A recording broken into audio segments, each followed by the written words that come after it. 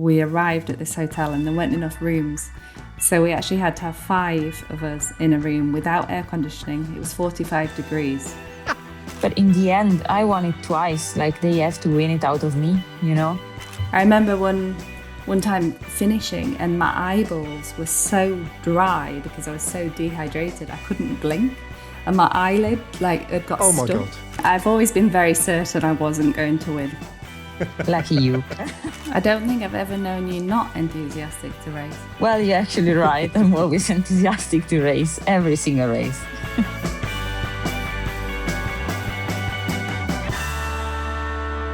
This podcast is proudly sponsored by Science in Sport. You can't miss SIS across the Grand Tours. And did you know they were the original sports nutrition company? They invented the first isotonic recovery drinks and gels, and their lab is where the first ever dual source gels were born. Their beta products are seen in the hands of cyclists across the Tours. SIS products were adopted by Team GB, and now, 30 years later, over 400 pro, elite and Olympic teams trust Science in Sport. All right, welcome to For the Love of Cycling. We've got a very special episode here because it's a very special year, because this is the year in which the Giro Donne, it's changed names so many times, we'll have to kind of keep up and work out what the exact name of it is this year, but the Giro d'Italia Women, as I believe it's now known, is moving for the first time to May, where it's about to start on the final weekend of the men's race. And who better to talk to about that subject than a veteran of how many editions of the Giro Donne,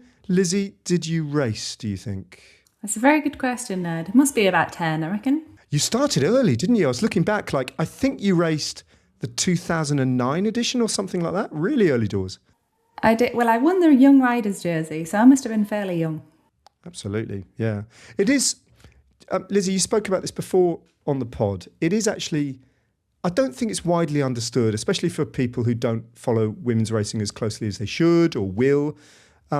It is kind of within the pantheon of women's racing, and it has been for a long time, the sort of blue ribboned stage race, hasn't it? And I don't think that's widely understood because the recent discovery, if you like, of the Tour de France Femmes kind of seems to have blown everything else away, and people maybe aren't aware of the long history of the Giro d'Italia. Yeah, it was the race that everybody wanted to win when I first started racing. If you're a serious climber, it was really one of your only opportunities to be able to showcase your talent as well. We had a lot of one-day races, but no, we never had mountaintop finishes or anything else in any other kind of race. And the Giro was definitely the one that you wanted on your Palmares. An interesting race. I mean, it's always been sort of chaotic and sort of pulled together last minute. So it's not a race that people could traditionally prepare for up until a couple of years ago, because you would literally sometimes find out the day of where the race was going. So yeah, it's got a lot of character, and it means a lot to a lot of women in the sport, because it was a real opportunity for stage race riders, and the only one that we really had. Yeah, and there's maybe a reason for the chaos as well, isn't there? Because unlike a lot of the men's races, this race is owned by the Italian Cycling Federation, and they sub-license the race out effectively to whoever wants to organise it, whoever's got the budget, whoever is able to organise it. But it's got a long history nonetheless, but it's gone through a few iterations. So it started in 1988, and since 1988, it's been variously known as the Giro d'Italia Femminile up until 2013. From 2013 to 2020, it was known as the Giro Rosa. And then for 1 year only, it was the Giro d'Italia Donne in 2021. After that, it was the Giro Donne from 2022 to 2023, and now it's become the Giro d'Italia Women, because over the last few years, it's been taken under the umbrella of RCS, who own and operate, races like Milan, San Remo, both the men's and the women's, and the Giro d'Italia men. So it's kind of, I think that probably explains some of the chaos, doesn't it, to some extent? Yeah, there's been a real shift in the last couple of years towards the professionalism of the race. The stories that I have from some of the previous editions are just Just hilarious, really. I mean, I was thinking about some of the things that had happened. You would literally, like I say, there would be no road book, there would be no hotel list, things like that. So, particularly when it went south, as in geographically south, it got more and more chaotic. Yeah, yeah. And I remember one particular time, we were down on the south coast, and we arrived at this hotel, and there weren't enough rooms. So we actually had to have 5 of us in a room without air conditioning. It was 45 degrees. And at about 2:00 in the morning, I just couldn't take it anymore. So I got my rucksack and I just thought there must be another hotel somewhere. So I started walking. You're kidding. Through the town at 2:00 in the morning. And I found this hotel and I checked in. And it was glorious. I had air conditioning and I had a buffet breakfast the next morning, and I felt like I'd been on a holiday, this sort of secret holiday. But yeah, that was kind of standard. Like it made or break you. And back in the day, things like we didn't have enough staff, and if you're racing in 45 degrees and you have a staff of 3 people, there's no such thing as 2 feed stations. I remember one time finishing and my eyeballs were so dry because I was so dehydrated I couldn't blink, and my eyelid had got stuck. Oh my God. And just the contrast now, Lizzie. to What? well, we just didn't have the funds, and Yeah, but sorry, wait. You're so dehydrated, your eyeballs got gummed up and you couldn't blink. That's insane. What kind of sport is this? Anyway, but that's okay. So it's the Wild West, basically. It was the Wild West, yeah. And if I think about the last time I did the Giro, we went up Blockhouse, and I was riding for Lidl Trek, and I think we had about 8 feed stations just on Blockhouse, because the attention to detail from the nutritionist, the nutrition plan, is all so dialed now compared to what it used to be. And I remember thinking, how on earth did I finish those Giros in the past on 1 bottle, It's just unreal.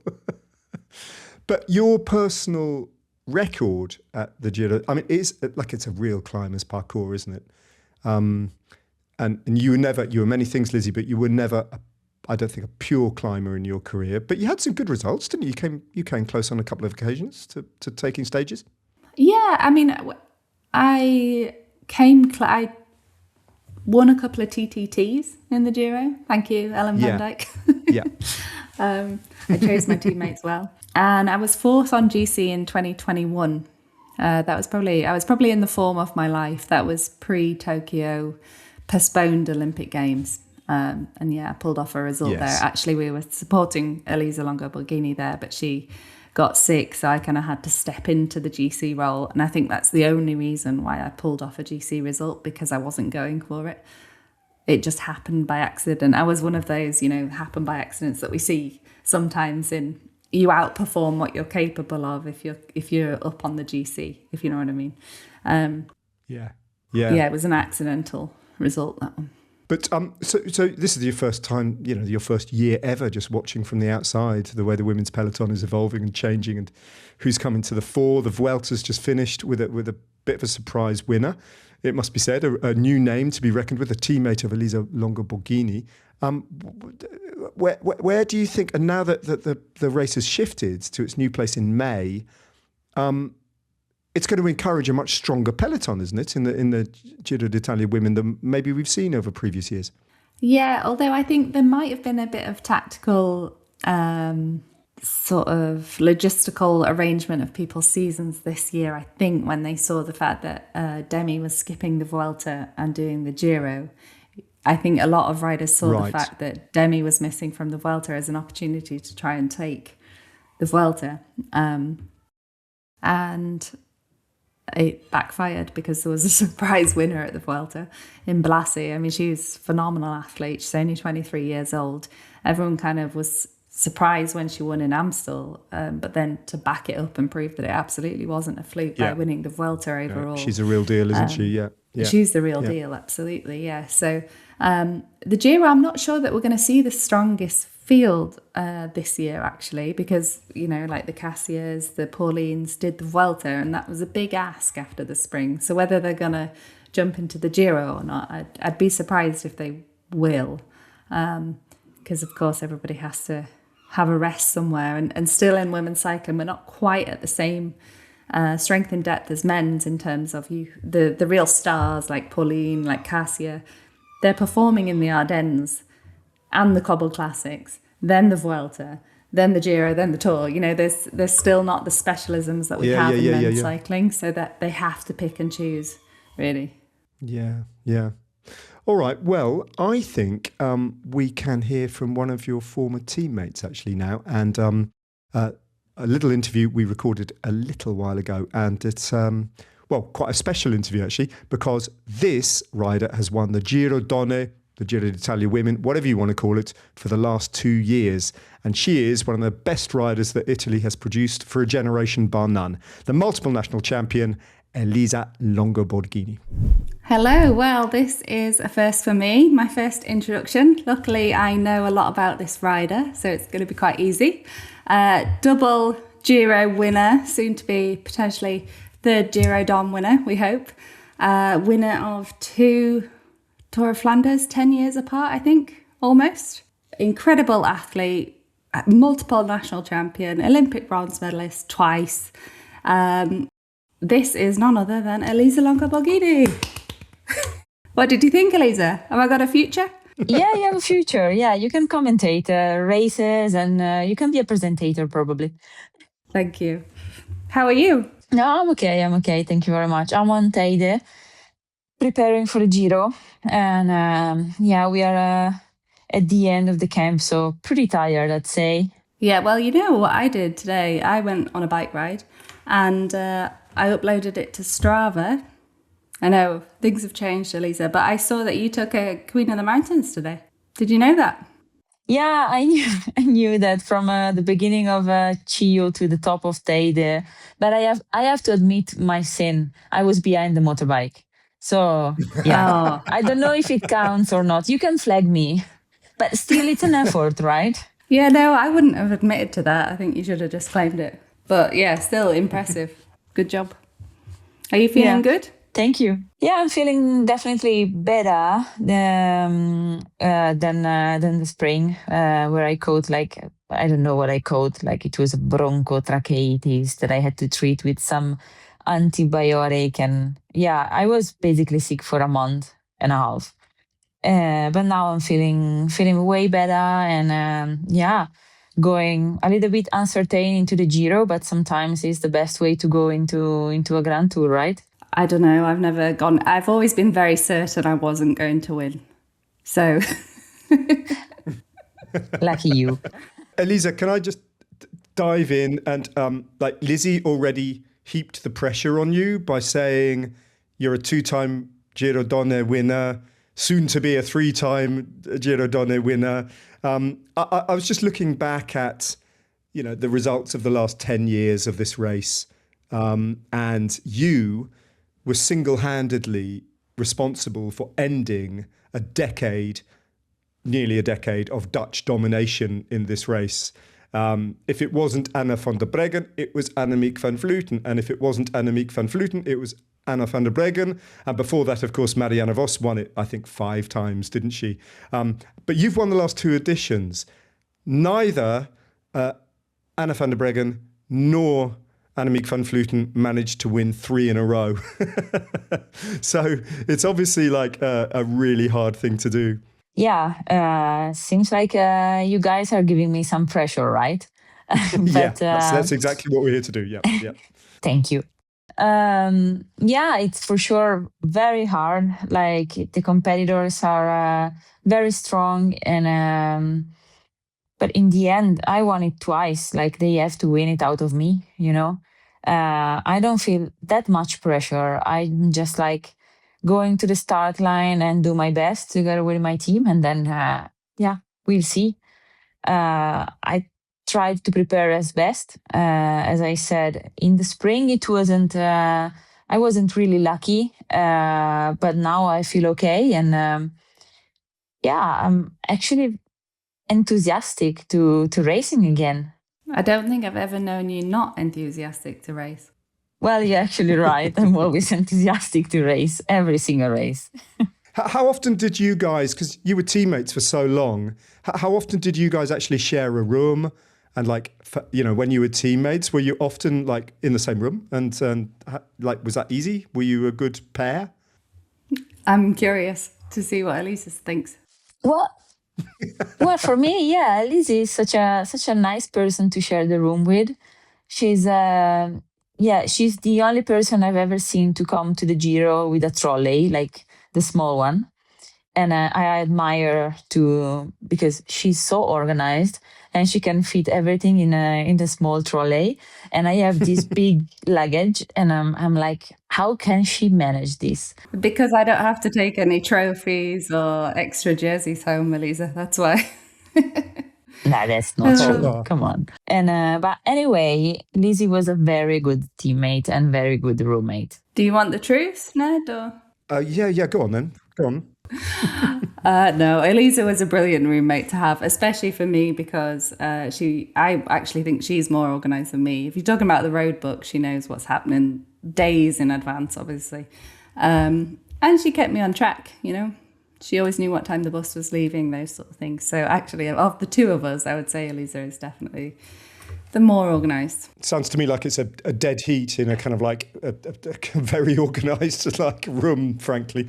But thinking about this year's race, Elisa, I just looked at the start list, and it's not clear to me at all who's going to be on the start list alongside you, because this is different this year, isn't it? The Giro Donne has moved its place in the calendar for the first time, and it's going to be at the end of May. It starts the final weekend of the men's race. And that means that the kind of jigsaw puzzle of who's going to be riding, who's going to be thinking about the Tour de France Femmes, who's just come off the Vuelta, is different. So who do you think you're going to be up against? Yeah, Demi Vollering said already that she's going to start. Basically, yeah, almost everyone contesting the Tour de France too, because this year Giro and the Tour are so far apart that you can do both. It was more tricky doing Vuelta and Giro, but the field is going to be, it's going to be like really competitive.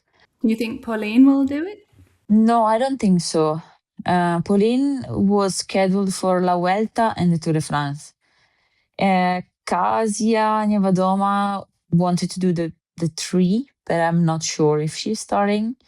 But then Sara Gigante is starting. And then, well, we will see. But every year there are, I don't know, it seems like every year there is a rider that pops up and is doing very well in the Grand Tours.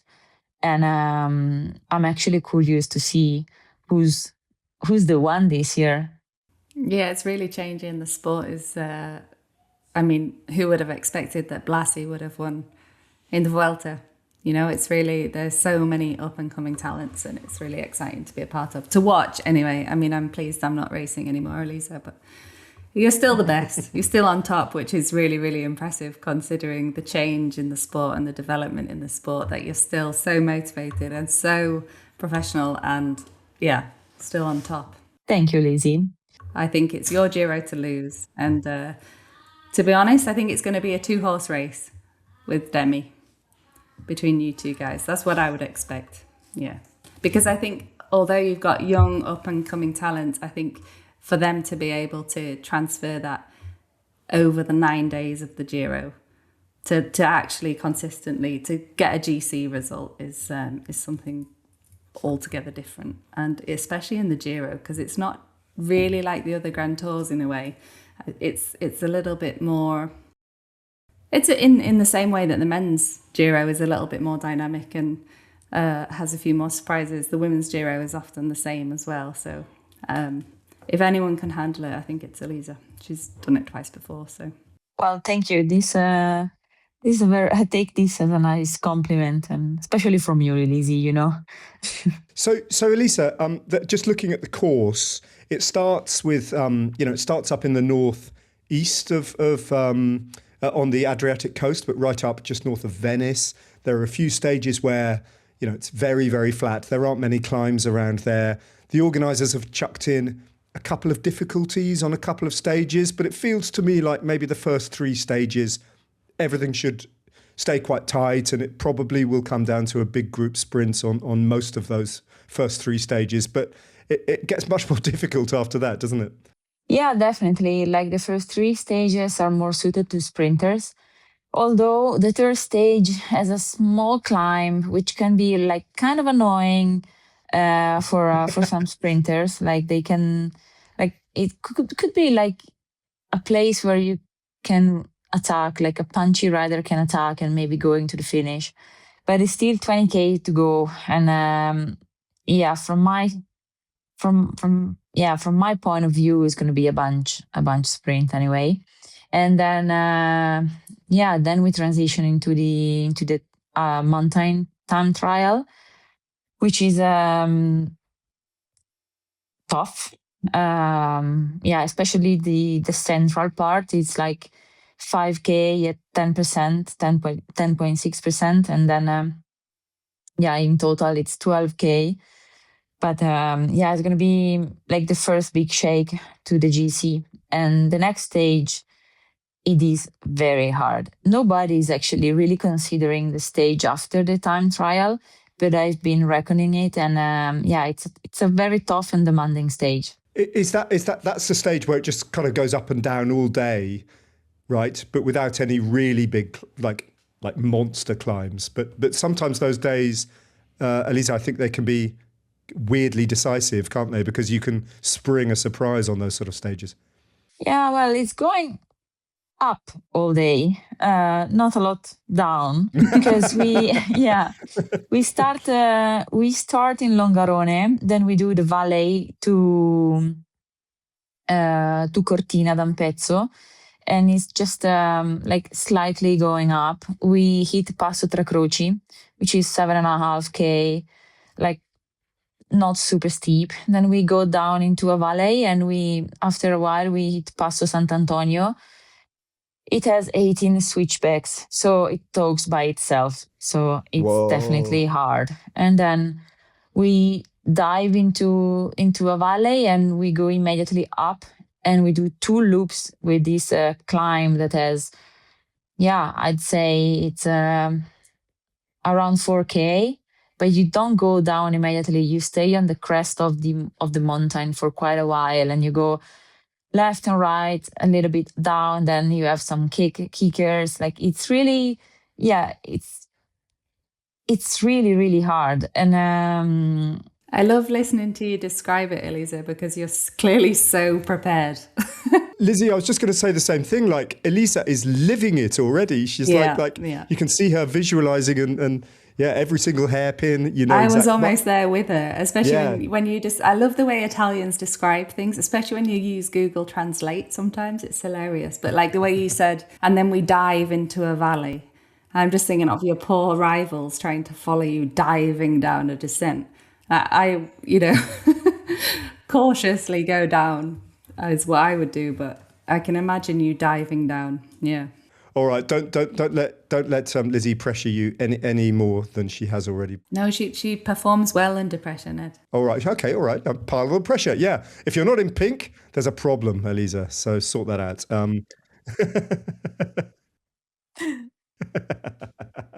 All right, thanks so much for joining us. Good luck on the volcano in Tiede for your final preparations, and when you get to Italy in a very short space of time, you'll be here very soon.